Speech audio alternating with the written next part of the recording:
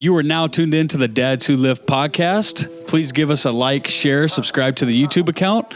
We are on www.dadswholiftofficial.com. All the podcast links are in there. We also have an apparel line. We're on IG as Dads Who Lift Official handle. We're on Facebook, Dads Who Lift Podcast. We also have a Dads Who Lift fitness group on Facebook that's Dads Who Lift Official. A group of 30,000 like-minded dads that are just trying to be their best selves and staying fit. If that's something you're into, please check it out. But we do this stuff for free, guys, so please give us a like, share, 5-star review. We really appreciate your support. You are now tuned into the Dads Who Live podcast. You have your host, Tyler Gaeta. Co-host, Joel Staley. So we want to, almost said no ums today. No ums on this podcast. We want to start with, we do this stuff for free, guys. Please give us a like, share, 5-star review. Tell one friend. That's the only way we can keep doing this stuff. So I want to just do some of the what do you call that? Housekeeping, cleaning, whatever. So yeah, we do this stuff for free, guys. We need your support to keep doing it. So please give us a like, share, 5-star review, subscribe on YouTube. All the formats were just in the intro, so I'm not going to go over them again. There it goes. Dude, another It's a process. Like I got to stop with the ums. No the first ums. step is realizing it, though. So yeah. I think so. The last podcast we shot, which was a great fucking podcast. Great. I almost did it again. Great. Now all the people listening are going to realize that you should have just left it. I know I should have. It was a great topic, great information, but it was driving me crazy because I was saying like crazy. And yeah, so I'm going to work on that. Always trying to improve, always trying to be better. But we wanted to start this podcast off. Joel wanted to talk about some pressing issues. Yeah, we said we're talking about what we're going to talk about on this podcast. And Joel goes, honestly, bro, you want my honest opinion? And I was like, yeah, what's up? And he's like, it bothers me that we haven't talked about aliens yet. So, for a little context, right when COVID happened, COVID kicks off in like March, riots start, like the whole world's burning down. And in mid-July, New York Times releases an article like, hey, by the way, we have found crafts that are not of this world we've known about for at least a decade. We're trying to dissect and figure out what it is. Right.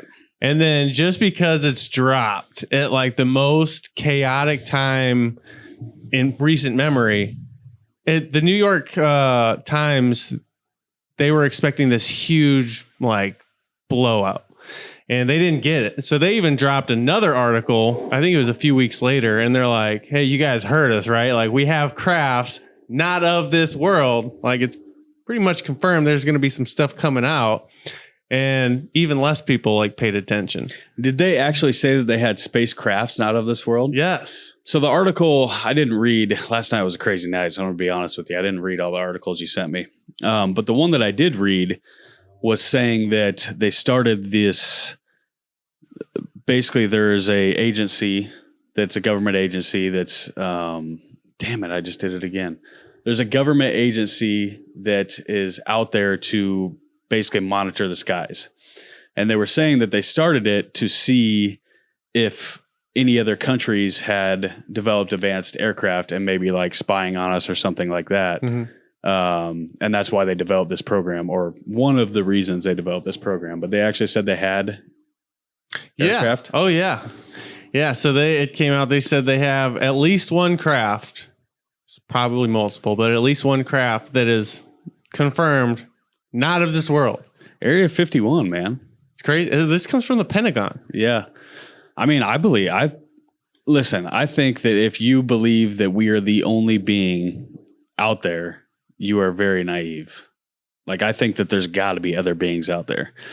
I necessarily don't. So this is going to like go down a crazy rabbit hole. That's what I was hoping. Yeah. But, and I actually we'll see how this goes. I actually had a topic I wanted to talk about today that was fatherly productive too.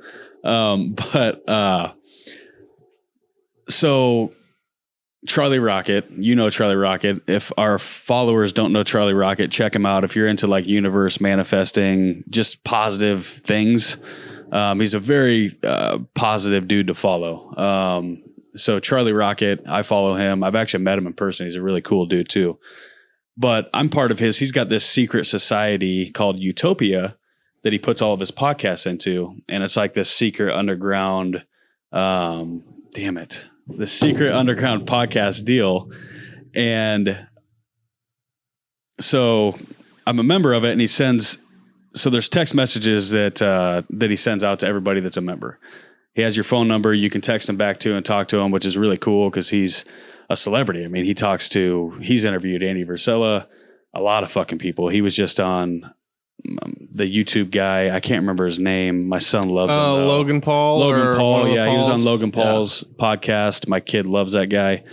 And so anyways, a while back, he sent out this video that was about aliens to like the thread, you know, and this video basically came out and it was this whole theory. And I thought it was going to be more about aliens, but it was actually more about like how aliens are good. And the aliens have been out there for a long time and they've been watching over us for a long time. Now, this is just a theory, guys, right? So don't like, this is not like completely my belief, but this is just what this video said. And so this video said the aliens are out there and they've been out there, and aliens actually want us to come into a higher consciousness and love and care and evolve and be better human beings. And that's what aliens want. These aliens that are out there want. And apparently they have the technology, and think about it. If they have the technology to get from light years away to our planet with another craft, they could blow us up like that.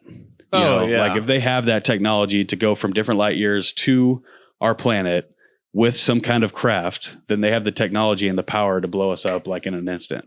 And this video is saying that they do have that power and that they've been coming back forever. And if anything, we've been hostile towards them because we've been shooting down their spacecrafts and stuff like that.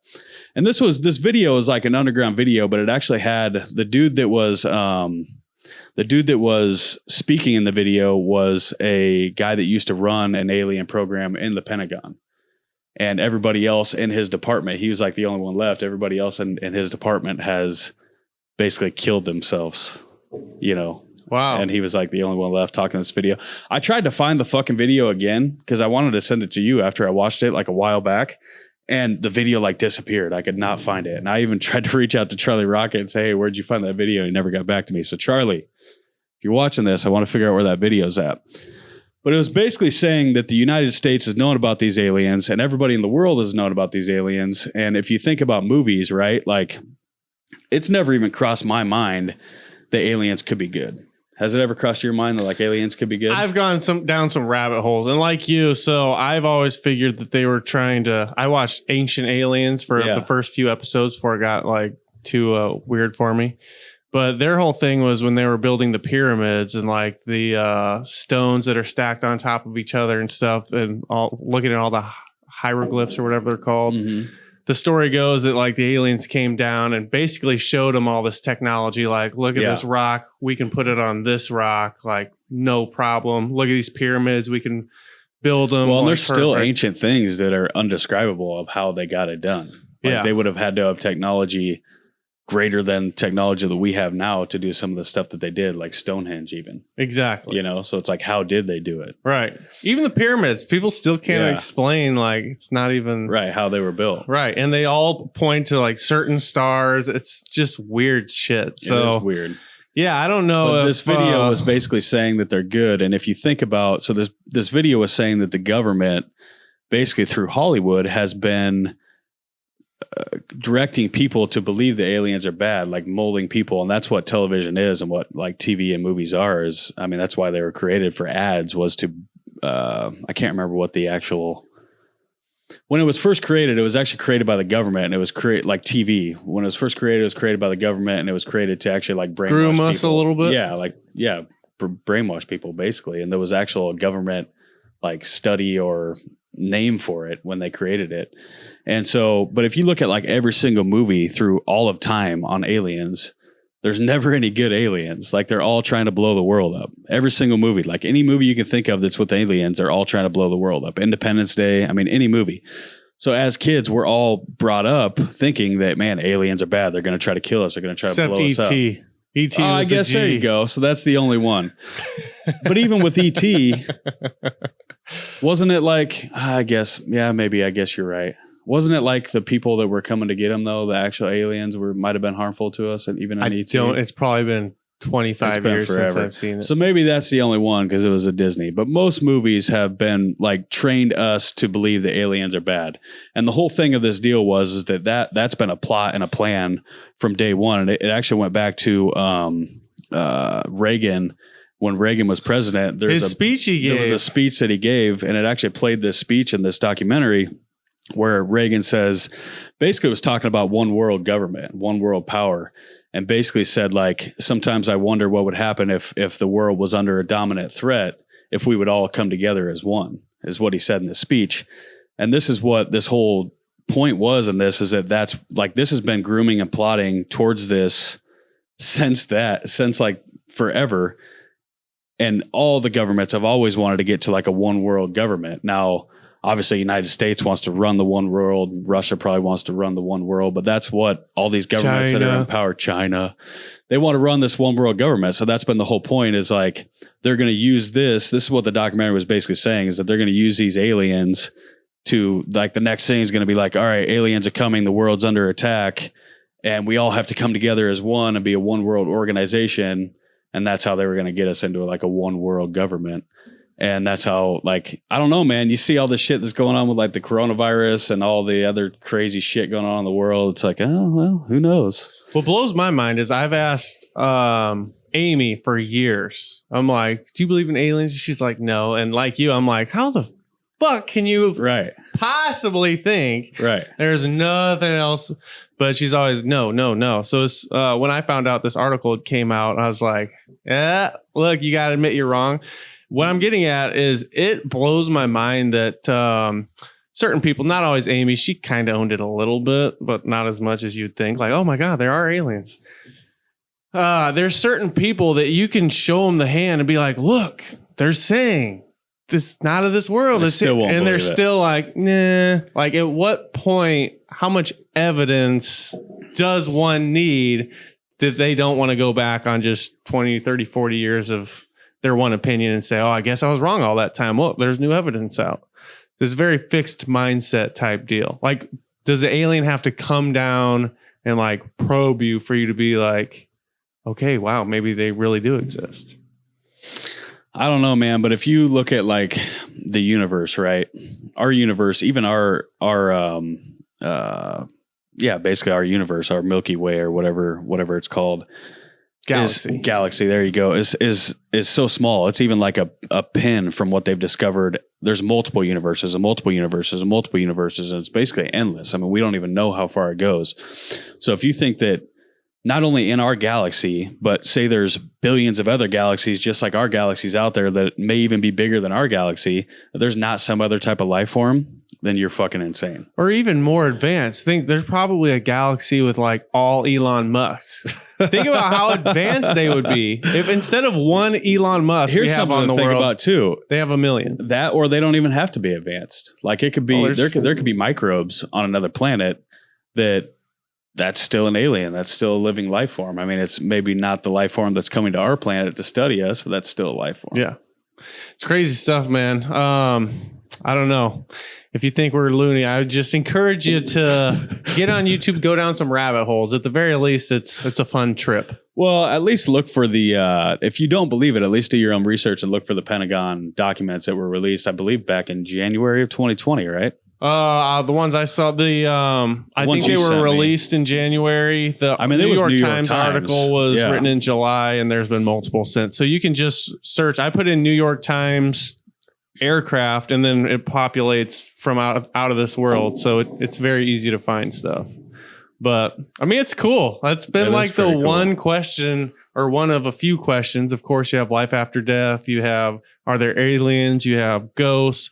But there's like 5 questions that humanity has always wondered. And if aliens come out in the next few years, that'd be pretty cool. There's even some people that say the aliens came and put us here. And so, like, back in the times of the pyramids and the ancient times, that basically aliens created us. And we are aliens, or offsprings of aliens, or spawns of aliens, or whatever. And that's how we got the technology back then. I mean, who the hell knows? If you look at our technological advances as well, like everything else has, I was reading this other book, and it actually had graphs of this stuff, which is really interesting. But if you look at modern day advances just in the last like 100 years, right? Everything has about doubled in advance. Like cars are about twice as fast as they used to be. Most things are about twice 50% advanced from where they were 100 years ago. But if you look at technology, like our internet speeds, I mean, our phones, anything that has to do with like electronic technology has advanced like millions of times from what it was 100 years ago. And so how is that? Dude, I've never believed in aliens more than when I got my LASIK surgery. I'm telling you, you lay down. It's like a 10 to 15 second procedure. You look into this thing, you see some crazy shit. All of a sudden, like your eyes are fixed forever. And just the huge machine. I went in there. I was like, we didn't figure this shit out, dude. I was like, man, this is crazy. That's funny. So, I guess you never know. I don't know. Well, hopefully we find out, man. If they're saying they're going to release some stuff, that'd be cool. Yeah, that would be really cool. Heard it here first. I mean, it seems like things are always released when other shit's going on, though. Yeah. It's always like, oh, yeah, by the way, the world's blowing up. Oh, yeah, by the way, there was some aliens over here. Yeah, we found these crafts that there's no way possible that were made here. Yeah, exactly. Yeah. I think people would be talking about it. You would think. Well, we just did. Yeah. Yeah. Did you get your alien fix out? I'm feeling better about it. Yeah. You good? I feel real good. Yeah. Should we go on to some other topics? Yeah, I want to hear the story you were starting to tell me. So, this is a story of something that happened this last weekend with me and my son. And this is a story that I'm not completely proud of because I was not being a great father in this instance. So it's hard for people I basically have to fall on my sword. I mean, I realized what had happened, what I did, where I was coming from, and I've changed it moving forward, which is all that matters. It's all we can do. Nobody's ever going to be perfect. But still, it's one of those things that, like, as a dad, especially somebody that's like trying to be a good dad or be portrayed as a good dad, doesn't want to. It's hard to go out and admit your faults. I talked to Caleb, my coach, about it, but to come on a podcast and talk about it is kind of another story. But so my best friend's mother passed away last week. I talked about that in last week's podcast. And so we had her funeral this weekend. And first of all, I want to talk about some stuff with that. Death is never an easy thing to deal with. It's never a good thing to deal with. But I have gained so much clarity and even just became such a better father just from that experience and the way that this woman lived her life. She was an amazing woman. And she didn't have all the riches. She didn't care about money, success, or cars or things of that nature. I mean, she lived in a mediocre house that she rented in North Omaha. And, she wasn't chasing the...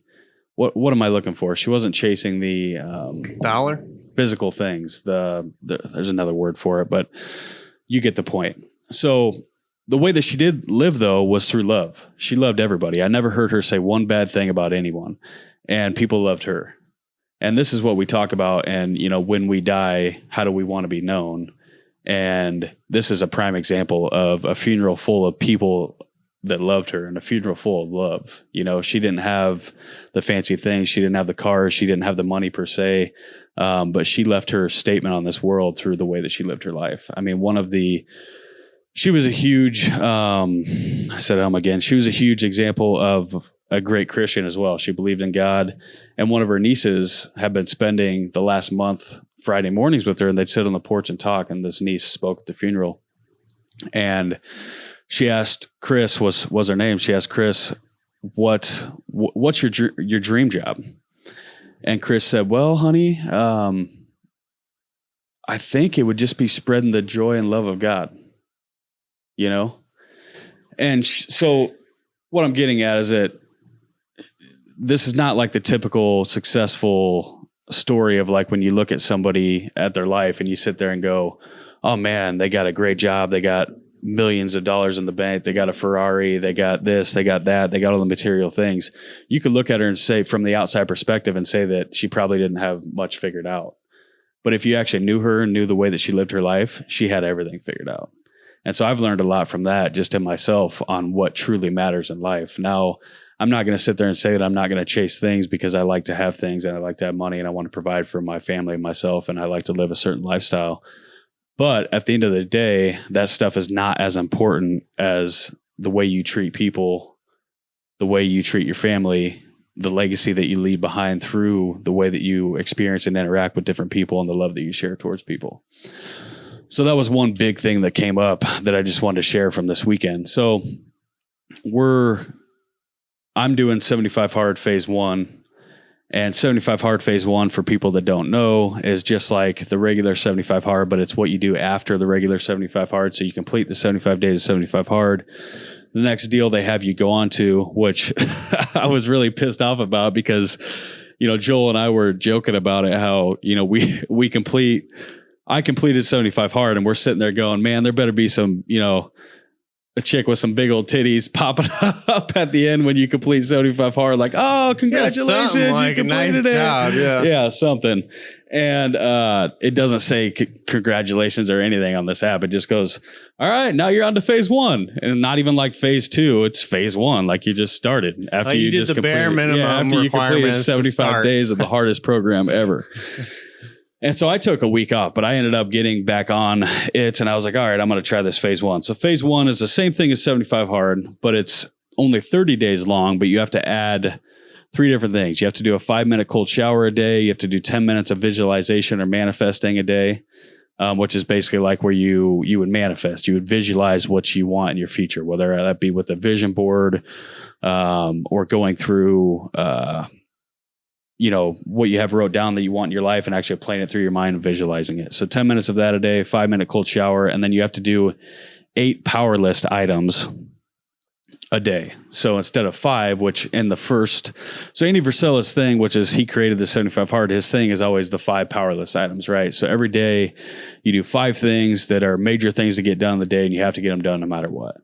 Well, the first 75 hard doesn't even say that you have to do the 5 power list items, but then for some reason in phase 1, it jumps up to 8. Anyways. A little choppy. Yeah. Anyways, I'm doing this, and it's tough. I'm adding even more on to what I've been doing. And so on top of this, I've got a busy weekend with Awake Friday night, and Fridays are my busiest days at work. Have payroll, have bills, have all the stuff to do in the office. And not to mention my office manager was out all last week because, let me get me started on the COVID shit again, but because her kid was sick with strep. But because he had strep, he had to get a COVID test and couldn't go back to school until he had a negative COVID test before he could go back to school, even though he was diagnosed with strep. Like, is the dumbest shit ever in the entire world. So she had to be out all week until the COVID test came back that it was negative before he could go back to school and she could come back to work. So she's gone. My Friday was longer. I've got this wake. I still didn't do my second workout. Still had to take my cold shower. Still had to read. Still had to visualize. Still had to do a bunch of shit. The wake is in the evening. All the buddies, everybody, his mom was like everybody's mom, all the friends' moms. So it's just like this huge family at the wake and at the funeral, and all the friends are there and everybody's there, and everybody's going out to grab dinner after the wake. And I wanted to go, I needed to go and finish my 75 hard, but I also didn't want to not be there for my friends. So I decided to go to dinner after the wake, and had dinner, and I ate clean, so I stayed on my deal, but it ended up being late. I had to pick my son up, head home. Didn't end up getting home until like 11:30 or something Friday night. The funeral was Saturday morning at 9 a.m. So I had to be up at like 7 a.m. Saturday morning to get ready and head to this funeral.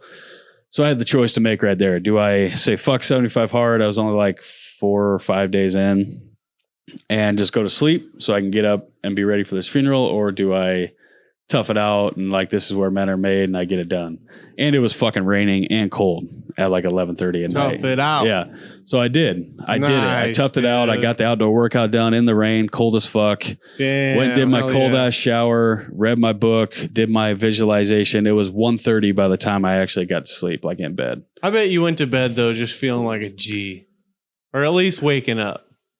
Maybe a little tired, but with that sense, I went to bed like feeling like I got it done. But so this next morning, I wake up and we're getting ready for the funeral. And I slept in probably, I mean, I actually wasn't late to the funeral, but I thought I was going to be late to the funeral. Slept in probably 15, 20 minutes later than I should have.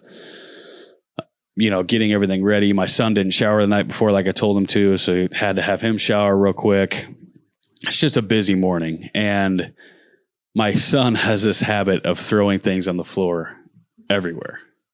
So is my wife. Everywhere, dude. Drives me crazy. Like, I'm okay with like a messy area of the house, like, but it's got to be designated. Like, okay, if this is going to be our messy toy area, then keep it in that area. Or like if there's going to be shit on the counters, keep it in this area. But I hate just shit all over the floors. And we have a robot vacuum that vacuums. And when shit's all over the floor, he'll fucking drag the shit all over the house and like get stuck and stop vacuuming. And it's just a pain in the ass. So I'm constantly telling my son to pick things up off the floor. So I go by his room. Damn it. I go by his room and there's socks on his floor, backpack on his floor. And he's like been ready. So he's sitting on the phone, playing his phone on the couch, which pisses me off too, that his shit's not done. He's sitting there playing his phone on the couch. So I'm like, hey, Braden, you need to pick your stuff up off the floor. And I finish getting ready. He goes out, gets ready to go out in the truck. He forgot something. So like last minute, he's got to run back in, grab some stuff that he didn't do when he was obviously playing on his phone instead, which pissed me off even more. We finally get out in the garage and I go out, finish getting my stuff. He's out in the garage. I go by his room again and the shit is still not picked up. And this is where I like fell short because there's 2 socks. There's like, all right, maybe there was like 3 or 4 socks and a backpack on his floor. I even had the thought in my mind of I could just pick this shit up real quick and it would take 2 seconds and we can go about our morning. But I was like, no, he's going to fucking pick this up. I've already told him, God damn it. I'm mad. I'm in a hurry. So I go out in the garage. He's like trying to tell me something about his dirt bike. Completely shut him down. I'm like, why the fuck is there still shit on your floor? And he's just like, I don't know. I'm like, you better get in there right now and pick it up, So he runs inside, picks his stuff off his floor. I go get in the truck. Now I'm waiting on him. I'm getting even more angry. He comes out. He gets in the truck finally. And I didn't like scream at him or anything like that, but I continued to like be upset and berate him. Like, how many times do I got to tell you to pick things up off the floor? Why is there always stuff on the floor in the kitchen? Why is there always stuff on the floor in the living room? Why is your bedroom always a mess? Enough to where like we're pulling down my driveway and I'm just, like, why is it always like this? What is wrong? What's going on? And it was just a bad dad moment. I think every single one of us has been there at some point in our lives. And he starts crying, and my son doesn't ever cry. He starts crying. He's like, I don't know. I'm sorry. And so at that point, I'm like, fuck, overdid it. Son of a bitch. And so I'm just quiet and we're going down the road and he stops crying and we're going down the gravel road. And I didn't even make it all the way down the gravel road. And I had to pull over on the side of the road. And I actually said fuck or something like that. Put it in park, walk around to him, take his seatbelt off, give him the huge hug, apologize, tell him dad was wrong. Dad made a mistake. And just tried to make it better. And obviously he stopped crying. He said, thank you and all this stuff. But in that moment, I could see it in his eyes when I was berating him going down the driveway that I had in effect kind of like broke him that morning. Like I had taken his confidence out. I saw all of his confidence just leave his face. And in his mind, he fucked up again. He's always fucking up and he wasn't good enough. And this is the way that I was brought up. And this is probably why this came out, is because this is the way that I was brought up from my father. And I was brought up feeling like I was never good enough. Nothing was ever right. Nothing I did was ever right. And so no matter how much I try to change that, it still comes out from time to time. Thank God it does not come out very often, but this is one of those moments where it came out. And so I ended up dropping him off at my mom's before the funeral, give him, a big kiss, tell him I love him, and get ready, end up making it on time to the funeral. And we're sitting in the funeral home. And obviously, anytime you're in a funeral, if anybody's ever been to a funeral, you're sitting there thinking about your life. It's humbling. Yes. And what matters and the way you live your life and what you've done and your past mistakes. And you think of other people you've lost. And you just think of a lot of things. It's just one of those times where you think about what really matters in life, And so I'm sitting there and I'm like just about ready to cry because I'm like, man, I just fucking beat my son up, not physically, but just beat my son up over some fucking socks on the floor. That's not a big fucking deal. Like, it doesn't fucking matter, you know? And what matters is like that I love him, that he's there, that we're a team, that we're always going to be together, that I'm always going to be there for him no matter what. That's what fucking matters. That's what I want my son to know and feel, is that his dad loves him no matter what, because he's going to fuck up just like I fuck up. But I want him to feel like he is going to be loved and cared for, and dad's going to be there on his team no matter what he does, you know? And so we leave the funeral and we're heading to the actual graveyard, you know? And I actually had to call him again. And I was like, hey, I apologized again, you know, told him how good he was and how, you know, and it's crazy. In this moment, you know, we get in these moments where things happen and we overreact or things happen. You know, I know you got in a pretty bad fight with your wife. Things just happen and people act out of emotion.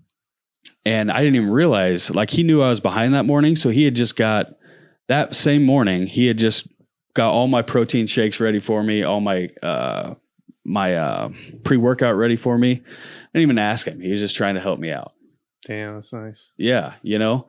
And so I had to apologize again and tell him that I love him and all this stuff. And I felt better after that. But I spoke to my coach about it afterwards and I was explaining it and what had happened.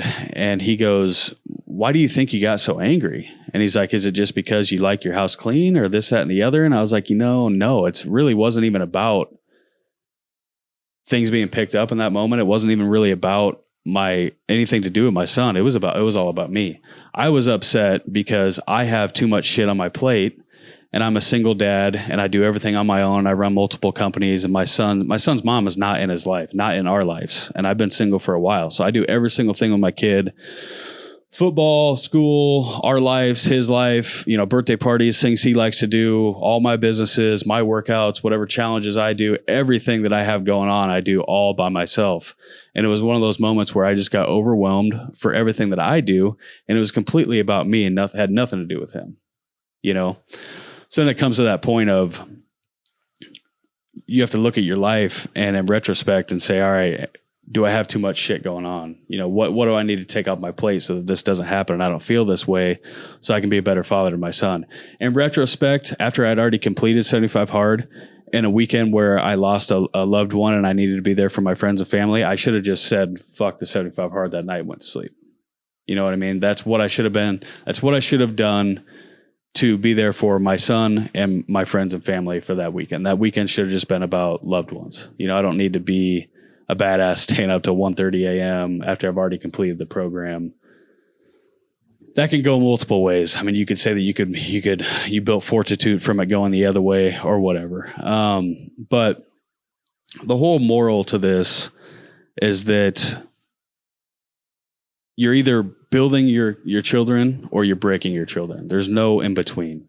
Whatever you say to them, I can say things to you and you can brush it off because you're a fucking adult. It's not a big deal. I can call you a cocksucker, joke around with you and call you a pussy or whatever. But if you say that to your kids, it's different. They take it differently. Not only is it that they're younger and they're molding themselves, but it's coming from a figure that they respect as an authority figure in their lives. You know what I mean? And obviously that's not what I did, but I'm just using that as an example. We're either breaking our children or we're building them. So I have made it a point since this happened. I do not want to raise my son the way that I was raised. I want to raise my son better.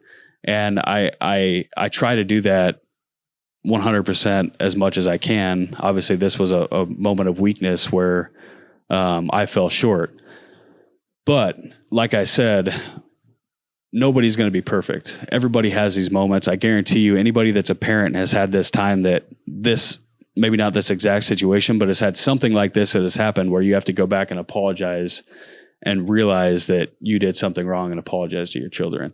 And that's what matters, is that you can see things, you can evaluate, and you can move forward. That's what makes a good parent. So I'm trying to be more intentional in the way that I parent moving forward. I'm trying to be a lot more careful about my words that I use with my son and towards my son. And I'm trying to be, so what is it? You're either reacting or you're, I don't know this one. there's two different ways. So any situation, you're basically. Oh, I do know. Yeah. Yeah. What is it? Reacting or responding. Responding. Yeah. Responding. Is that what it reacting. is? Yeah. Yeah. I believe so. And so basically you don't want to just react. You want to internalize things, think about it. If you need to take a minute, take a minute. Reacting is like uncontrolled. Exactly. You just react. You burst. You spit it out. You say, all right, this happened. So you react from something that happened and you just go out. You do something, you say something, to where the other way you want to think about it. You want to take the time. Like basically I had that moment where I could have done it the right way when I thought, okay, I could pick these socks up myself and talk to him about it later. And that's the way it should have went, is I should have picked the socks up myself so Roomba didn't fucking run him over and clog himself. And I should have gotten the truck. It's a shitty morning already. We're heading to a funeral, let it be what it was and talk to him about it later. And even with my coach, we talked about how it's okay I like to have a clean house and there's nothing wrong with that. I like to take care of my things and there's nothing wrong with that. My coach parents his children the same way. He even says like, hey, I use our last name. Hey, we're Morans. Or I can tell my son, hey, we're Gatas. We take care of the things that we have. And that can be a talk that you can have with your son down the road. Hey, we have nice things, but we've worked hard for them. We want to respect the things that we have, and we're Gatas. We're proud for what we have, so we take care of our things. But there's a good way to do that to where you're not tearing anybody down and you're actually building them up. Wow, I like that. So this was a big deal, man. It was a big pivotal moment in my life. So from this, I've learned a lot, and I've tried to be more intentional and make sure that this doesn't happen moving forward. And everything that I pour into my son now, I'm trying to make sure that it's strategic in a way to continue building him up. So we started doing something as simple as, we've talked about positive affirmations. We've talked about doing that in the past, like positive affirmations for yourself. I even said on last week's podcast that I started doing positive affirmations for myself. Every morning I'll write down, 10 things that are positive about me. I am love. I am caring. I have value. I'm good enough, things like that. So I started doing that with my son. And every morning now before school, I write down 5 positive affirmations and he writes down 5 positive affirmations on himself. And then we talk about them. And it's just quick. I mean, it only takes like 30 seconds maybe, but it's a great way to start the day. And it's a good way for him to build confidence. And the funny thing is children, this is the first time I've done it with my son. He didn't even know what positive affirmations were. I said, write down 5 positive affirmations. He starts writing down things like, I like sports. I love football, things that he likes. I have good dogs. I'm like, no, buddy, those things are true, but that's not a positive affirmation about you and who you are as a person. Positive affirmation about who you are as a person is what do you believe in as yourself and what do you have to offer for value? Which would be more like that. I am love. I have value. I am caring. I am deserving. I am a good father. I am a good son. I'm a good, anything like that you could believe about yourself. So this is going to sound like it's coming from left field, but it does tie into exactly what you were just talking about. I've started doing 75 hard again this time. I got to give you credit because I would have no desire to do it if not for like, all right, I can't have Tyler have this over my head for the rest of my life. So I was like, all right, I'm going to knock it out here before 2021 hits. And one of the things I've been doing is going to what's called F3 in the morning. And I ran into an old coworker last weekend and he'd lost some weight. He says he follows the podcast. He's like excited about what I'm doing. He's like, man, it's pretty cool to see. Used to work side by side with you. And now I see you online doing these things, which was super cool. But I was like, well, how'd you lose the 21 pounds? And he said, I've been doing this thing called F3, which stands for fitness, fellowship, and faith, which, I mean, it's kind of corny to me, right? It sounds kind of corny, but I did like what it stands for because I was like, dude, you know what? I'm going to check it out with you one of these mornings this week. So I met him there. What day is it today? I met him there Tuesday morning. Yesterday, and it was like flashbacks of the military PT in the morning, which you really don't love at the time, but you miss because you go, it's still pitch black out. It's 5:30 in the morning. All the stars are still out, moon shining. a lot of people are still sleeping in their comfy pillow. And then you're just here with these savages doing like, we did 100 burpees or doing all these like crazy circuit things. That's the shame in my game too. Like I'll go lift weights all day, but I'm not doing burpees and doing all these crazy shits. So went and I'm counting that as my outdoor workout. But at the end of all these workouts, the faith part is the guy leading the workout and it rotates. He gives like a little spiel. Sometimes you take a knee and just gives like a message. Like today we were carrying around our dumbbells for the whole workout because it's like you're carrying around all these things. But at the end of it, this guy made a demonstration of like he had some people squeeze out toothpaste from a toothpaste dealio. And then he's like, all right, well now try to put it back in. And obviously you can't. And the whole representation was like, these are our words. And as easy it is to get it out, there's no getting it back in. You can apologize. You can say, hey, I didn't mean what I said. But once they're out, they're out. And again, kind of a corny analogy, but 100% truthful. Yeah. Yep. Because I was at a family party last week and I called my dad a quote unquote fucking idiot because he's not aligned with the same political party as me and he doesn't have any good you got backing. into politics with your family? That was, I'm swearing it off. Alcohol and politics, man, they do not mix. I don't even think politics. I've started getting away from politics altogether and started listening more to like motivational stuff again because I found when I was diving into politics, it just like set my whole demeanor to a negative. Yeah. And I won't say I was looking for fights, but I'm just seeing stuff I wouldn't normally see. Yeah. When at the end of the day, we're all just doing our best. We're doing what we think's right. And you forget that when you get aligned on one team. So I've kind of put that to the side and started focusing more on like, oh, nice. You never say it. But just focusing on more positive stuff, man. And it's made a huge difference because now I tackle the day. I go do this morning workout.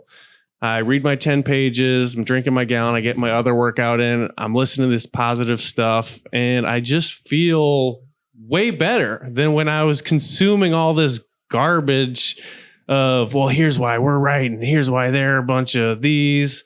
So I don't know, but it goes full circle. Like you were talking about, don't react. Easier said than done. We all do it, but just be conscious, respond, take some time. You're going to feel like you want to win the argument. And in the end, you don't win. You end up just being a hard loser and saying some shit you can't take back.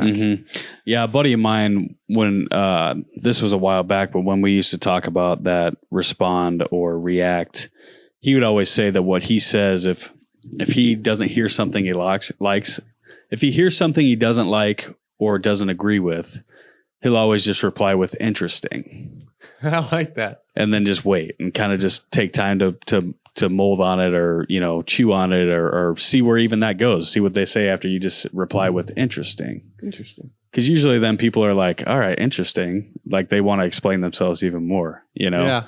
So, but the whole point is, and you're right, man, we are just all trying to be, especially if you're listening to this podcast or you listen to Growth Minded Podcasts, you're just trying to be the best version of yourself. We're all going to fucking fall short. It's what you do. It's being able to realize when you fall short, accept your faults, and what you do to move forward to be a better version of yourself is what matters. So that's what I'm trying to do, man. I want my son to grow up being a confident person within himself, not feeling like he gets tore down anytime he does something wrong, And so I just wanted to share that. It was a moment where I fell short. It was a weak moment in my life and in my parenting that I'm not proud of, but I was able to take it and turn it around and alter the way that I parent to where I can be a better parent because of it. And my son will be stronger because of it as well. So had that not happened, maybe those moments would just come out and I wouldn't even realize them, or you could just chalk it up and saying, oh, well, I lost somebody. It was a funeral, shit happens.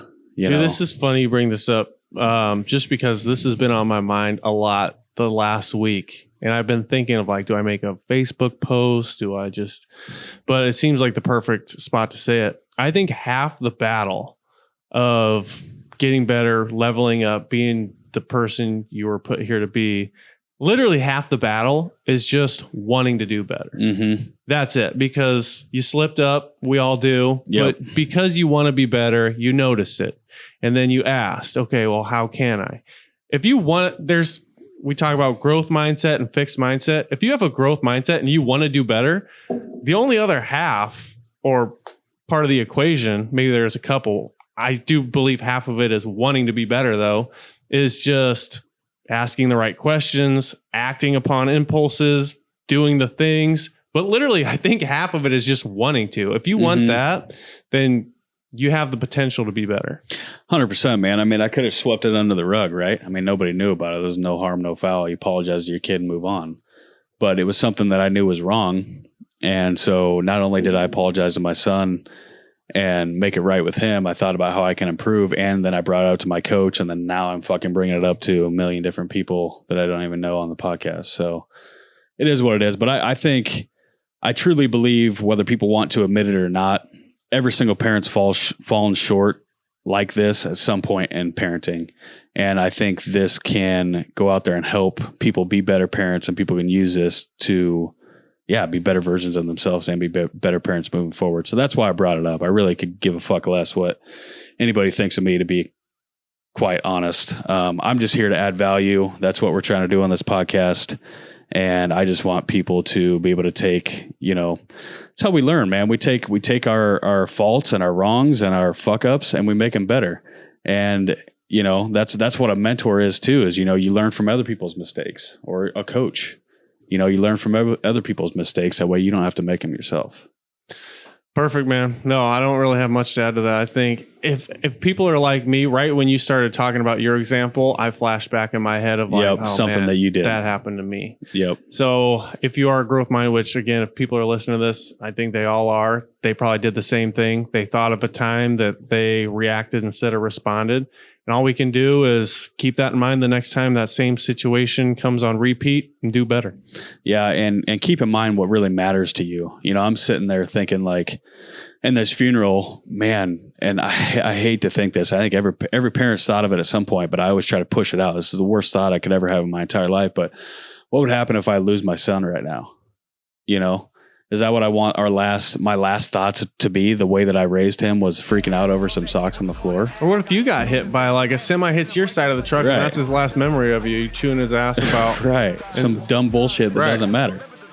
So yeah, that's what I want to end on, is that we're either building people up or breaking them down. It doesn't even have to be your children. It could be friends, family, anybody.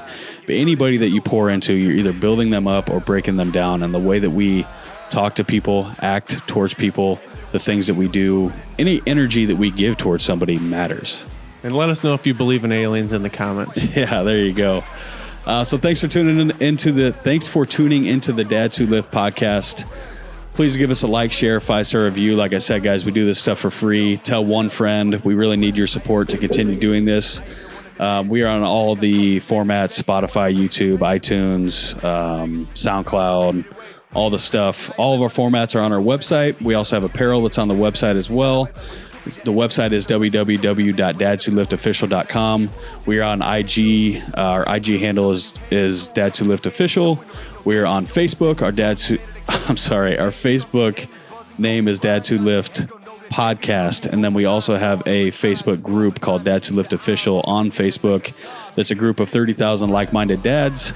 Like to stay fit, try to be the best versions of themselves. If that's something that interests you, please check that group out as well.